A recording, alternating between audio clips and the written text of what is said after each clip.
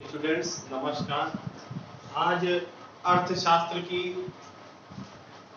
जो मैं राष्ट्रीय आय के बारे में बता रहा था अभी, एक टॉपिक और बचा रह गया है, उसको मैं बता दे रहा हूँ। क्वेश्चन आंसर मैंने आपको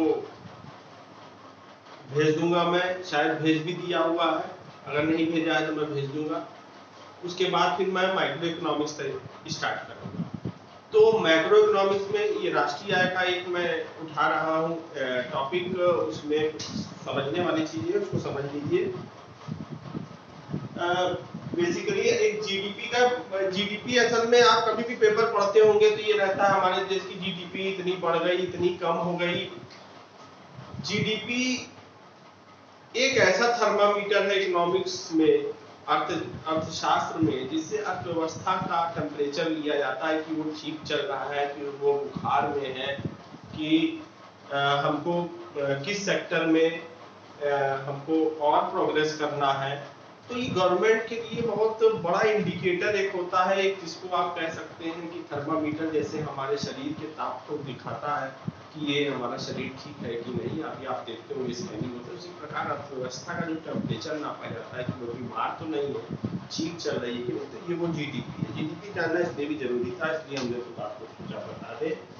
तो GDP is the final value. Final value का मतलब होता है कि वह वैल्यू जो कोई प्रोडक्ट बन चुका है फाइनल, जैसे आपका फाइनल एग्जाम, अब वो उसका नंबर सब जुड़ के आ गया कि आपका मैथ में इतना आया, इंग्लिश में इतना है, ये फाइनल। उसी प्रकार से एक प्रोडक्ट है, जैसे ये मान लीजिए कि ये एक मान लीजिए कोई खाने पीने की चीज आप समझिए तो बहुत सरल रहेगा कि अगर एक समोसा मान ले,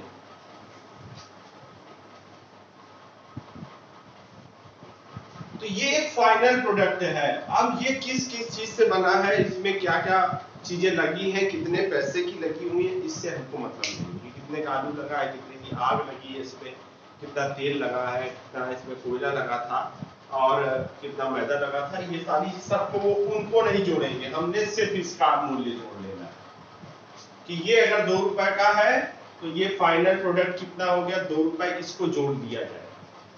तो ये तो बात होगी final value of the goods and services.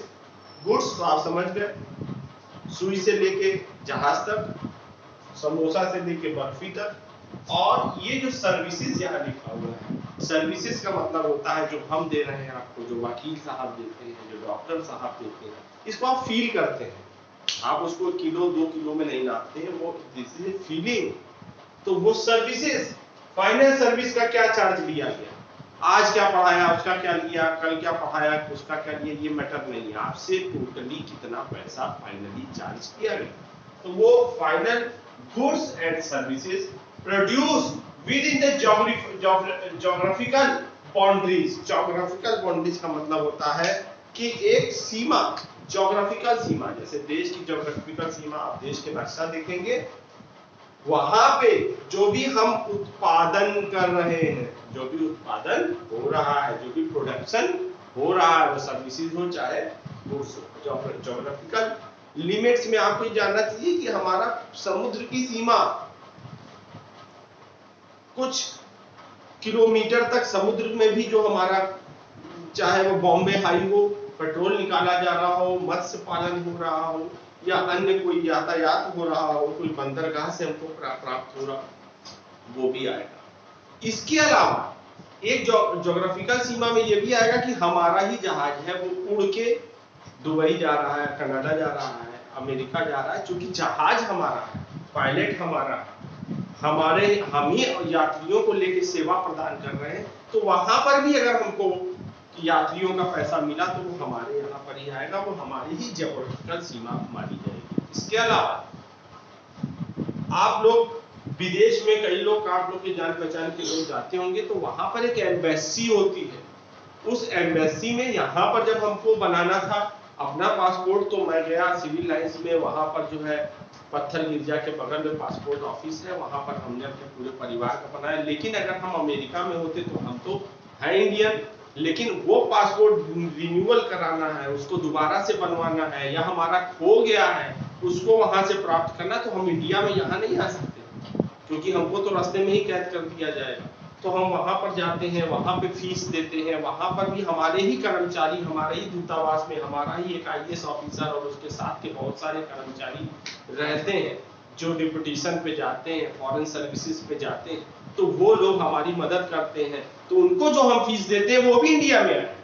तो ज्योग्राफिकल सीमा के अंतर्गत आपको बता दिया हमने क्या क्या आएगा। Of a country during a specific period of time, normally a year.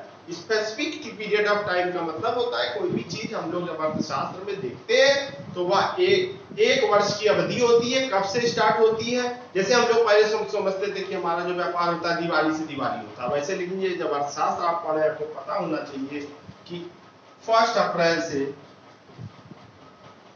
1 अप्रैल से 31 मार्च, ये एक बहुत ही इंपॉर्टेंट डेट है इकोनॉमिक्स के छात्रों के लिए और हर कंपटीशन के छात्र के लिए, जो कि अर्थशास्त्र के बारे में आपसे पूछा जा सकता है। ये एक बहुत इंपॉर्टेंट डेट है, इसको याद रखना है। ए पीरियड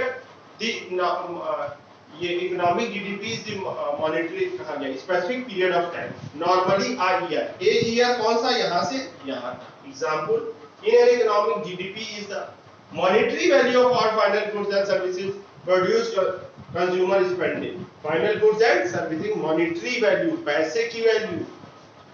अब आप एक चीज और समझ लीजिए कि जो जी क्रॉस नेट हम निकालेंगे, नेट, अब हम ये तो पता चल गया कि हमारे देश में कितना पैसा आया, कितना चीजें फैक्ट्री थी, कितना पैसा आ रहा था, लेकिन इसमें ऐसा तो है नहीं कि हमारे ही लोग हमारे देश की सीमा के अंदर उत्पादन कर रहे हैं। LG कंपनी बाहर की है, सैमसंग बाहर की है, स्पुतनिक आई है वो बाहर की बना रही है, यहाँ पर जो वायल बना रही है, जो हम लोग को कोरोना वायरस के लिए जो इंजेक्शन लगा उसको बना, तो ये तमाम तरह की विदेशी कंपनियां गाड़ियां बना रही हैं यहाँ पर आकर, तो वो तो ये पैसा यहाँ से बाहर ले जाएंगे, लेकिन हाँ उनको फायदा यहाँ का क्या होता है, यहाँ पे जो एम्प्लॉयमेंट इन लोग को देते हैं उनको पैसा वो देते हैं, वो तनख्वाह यहाँ पे आएगी, परंतु उनका प्रॉफिट जो होगा वो विदेश जाएगा। तो जब हम नेट निकालते हैं, ये याद रखिए, तो GNP ग्रॉस नेट प्रोडक्ट जब हम निकालते हैं, नेट निकालते हैं, तो GDP में, अब ये रमेश क्या मैंने लिखा हुआ है, रमेश जो विदेश में रह रहा है यहाँ का व्यक्ति, वो जो कमा के यहाँ लाएगा उसको तो हम जोड़ देंगे, लेकिन जो LG और बाहर की जितनी कंपनियां हैं उसको यहाँ पर इसको क्या कर देंगे, इसमें माइनस कर देंगे, उसको यहाँ पर माइनस कर देंगे। तो ये जो आएगा वैल्यू, यही क्या आ जाएगी, क्रॉस नेट प्रोडक्ट। अगर आयात निर्यात नहीं है, हमारे यहाँ से ना तो कोई आयात हो रहा है ना निर्यात हो रहा है, हमारे देश में देश के लोग ही चीजों को बना रहे हैं, तो फिर आयात निर्यात ना होने पर GDP GNP के बराबर हो जाएगी। तो आज हमने आपको जो ये चीजें बताई, इससे अब आपके ये चैप्टर की लगभग सारी चीजें खत्म हो गई हैं। इसमें जो चीजें मेन थी वो मैंने आपको बता दिया कि राजनीतिक सीमा क्या है, अंतिम मूल्य क्या है, ठीक है, और उसके साथ साथ मेन चीजें जो है ये सारी चीजें यही सब है। और अब मैं जब क्वेश्चन का आंसर आपको दूंगा तो आपको लिखने में किसी तरह की दिक्कत नहीं होगी। आशा करते हैं कि आपको ये समझ में आया होगा। ये क्लियर मैंने बहुत सिंपल ढंग से बताया है, क्योंकि किताबों में थोड़ा सा अगर ज्यादा लिखा हुआ है तो आप लोग कंफ्यूज हो जाते हैं। तो सिंपली ये समझ लीजिए, अब किताब जब आप पढ़ेंगे तो आपको किसी प्रकार की कोई परेशानी नहीं होगी। धन्यवाद।